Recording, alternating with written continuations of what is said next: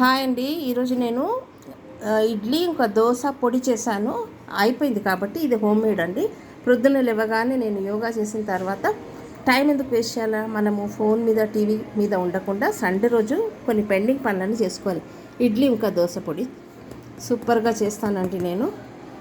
మా బాబుకి ఎంతో ఇష్టమైన ఇడ్లీ ఇంకా దోశ పొడి. నెక్స్ట్ కమింగ్ టు కొబ్బరి, పల్లీలు, వెల్లుల్లి పొడి. ఇది చపాతీస్కి చాలా బాగుంటుందండి. ఇది ఒక మహారాష్ట్రన్ ఫేమస్ పొడి. సో మా వారికి చాలా ఇష్టమని ఈ పొడి చేశాను.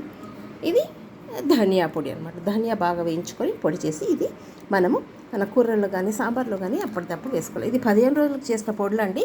మనము 6 నెలలకు చేసి పెట్టుకుంటే దాని ఫ్లేవర్ టేస్ట్ ఏం మట్టిలాగా అయిపోతుంది. కాబట్టి ఇలా మనము ఎవ్రీ 15 డేస్ 15 రోజులకు ఒకసారి చక్కటి ఇడ్లీ పొడి మరియు దోశ.